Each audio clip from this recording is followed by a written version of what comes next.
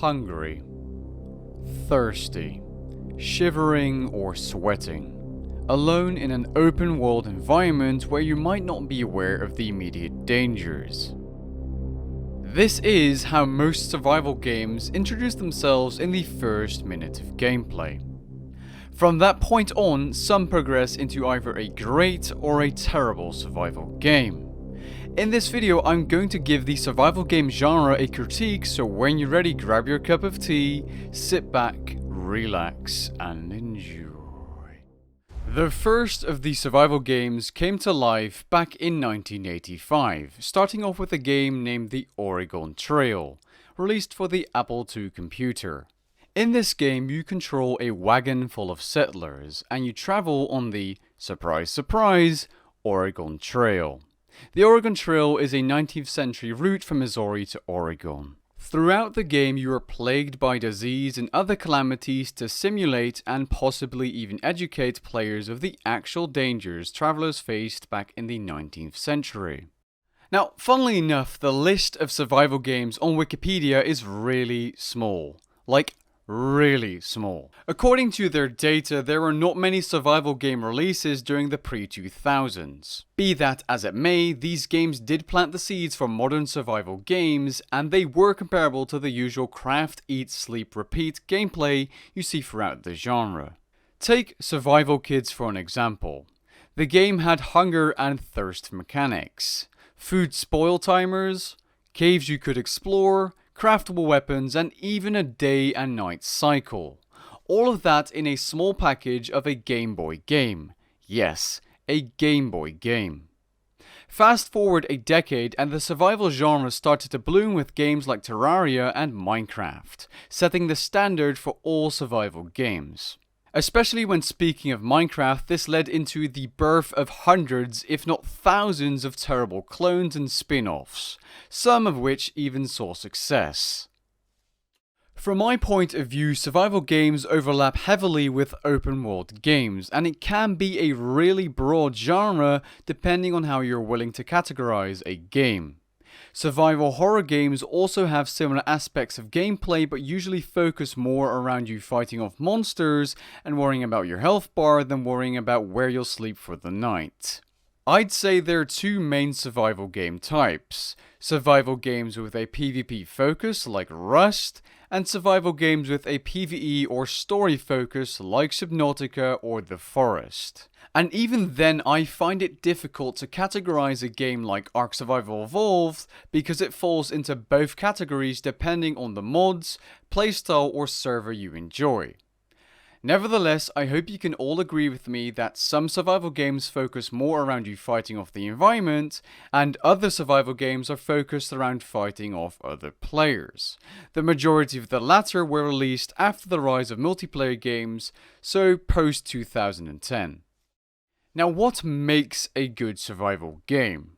Well, a good survival game comes down to opinion, of course, but I am certain that the 5 points of importance I'm going to mention are crucial to making a good, fun survival game. These 5 points are atmosphere, shelter building and creativity, difficulty scale, a good progression system, and a unique setting or focus of the game, just not being a Minecraft clone basically. The most important thing about any survival game is the atmosphere. The combination of good visuals, ambient noises, and the soundtrack can make or break a survival game for me.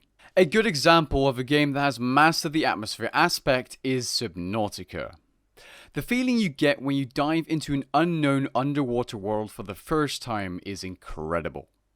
It doesn't just stop there. It's well prominent throughout the entirety of the game. Exploring underwater biomes and caverns, not knowing what to expect, with eerie music playing, is just one part of what made Subnautica one of the best survival game experiences of all time. Subnautica makes you feel vulnerable. You aren't the apex predator of the ocean in Subnautica. You are merely bait for some of the bigger aquatic predators you will find lurking around the depths.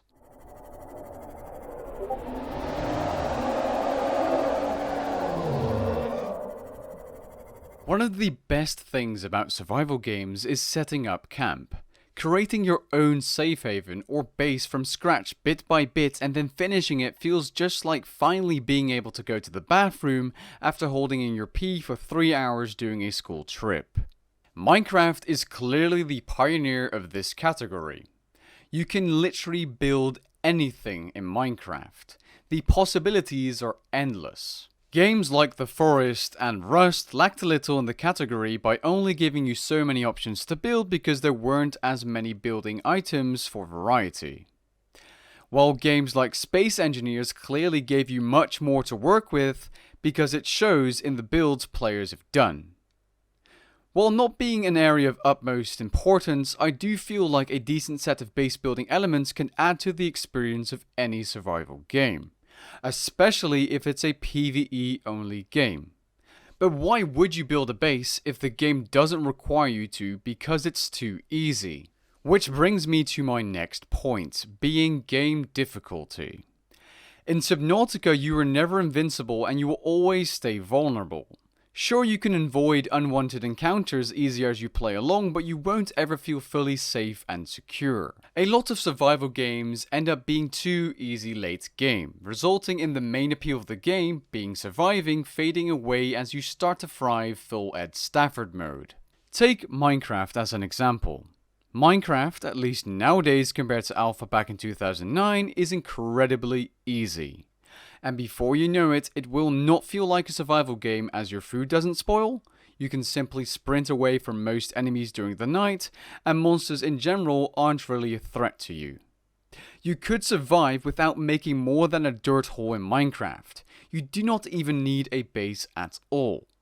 A YouTuber by the name of JXC made a video covering this in depth if you're interested. I will link that in the description below, of course. Yet for Minecraft it doesn't really matter as Minecraft excels in other areas like creativity, moddability and infinite freedom. Balancing the difficulty curve from early to end game is an extremely difficult thing to do with survival games, and many published survival games are proof of that. It's even harder if you throw multiplayer into the mix because you'd have to balance the world around 2 or more players. I feel like this ties into the atmosphere point as well. Take the Dead Space game series for example. The first and second game had the perfect atmosphere to fit the theme. But in Dead Space 3 the game just didn't feel scary any longer because of co-op. It felt more like an action shooter game instead of a horror game. It was also a lot easier to play the game with 2 players. I feel like a lot of survival games were ruined by multiplayer. No matter how much I would love multiplayer in a game like Subnautica, I completely understand the choice of the developers to not include it. A great example of a difficult but good survival game is Green Hell. Even on easy mode, many players consider it to be a hard game because the game doesn't really hold your hand. You also deal with a lot more realistic elements that you normally don't see in survival games, like your sanity factor and well-being with diseases, actual diseases.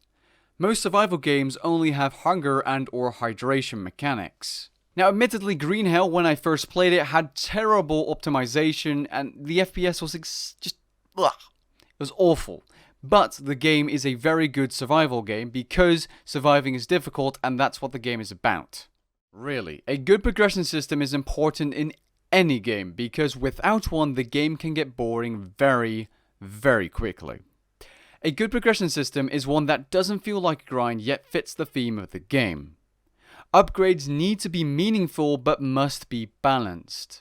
I feel like Ark Survival Evolved has an excellent progression system as long as you are playing on unofficial servers with higher rates because the grind of official servers is just ridiculous. 12 plus hours to tame a large carnivore is just plain ridiculous, it's stupid.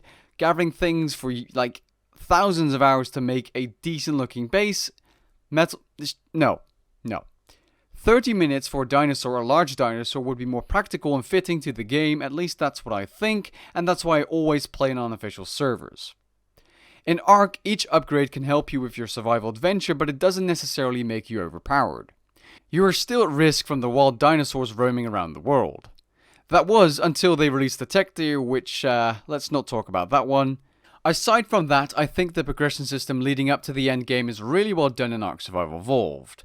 Certain dinosaurs require a higher level saddle to ride, which requires a higher play level, and it makes sense that improved weapons are locked behind higher level requirements. And if you aren't playing on some stupidly high modded server with a level 1000 players, the danger of wild dinosaurs will mostly still exist. Also, just to be honest here, I think I might be a little biased towards Ark Survival Evolved because it was one of my first big survival games I played and put hundreds of hours in. It had its issues, poor optimization, bugs and all that stuff. The developers really ignored most of the things and just kept smashing out DLCs, but really it's a really good game. I love it.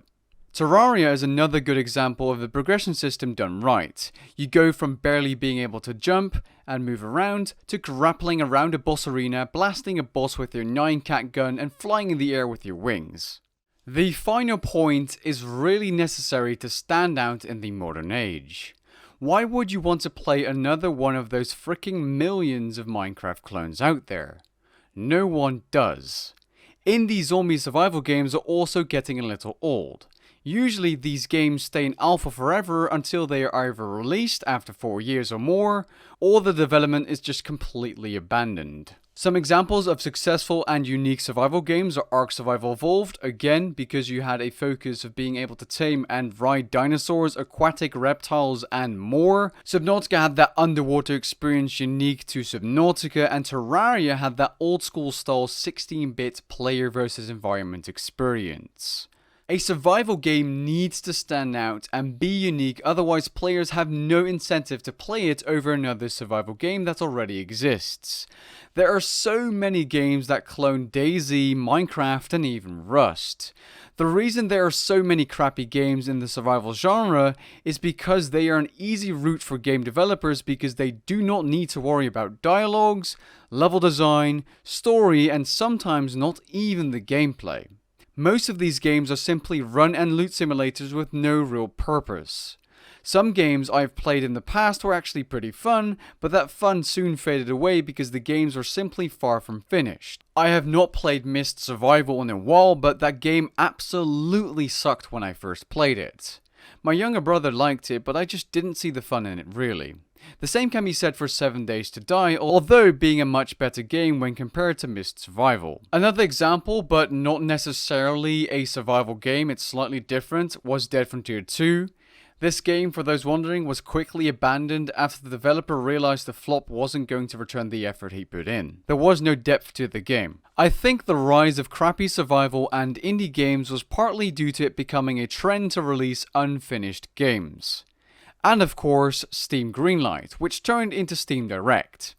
Steam Greenlight gave indie games a chance to be published on the official Steam marketplace, if they received enough votes. Of course, releasing an unfinished game has its pros and cons, but for the developers it's mostly in their favor, because they can get the extra support they need to keep developing their game. There are also downsides to trying to please the supporters you have too much, but I think I'll leave that for another video.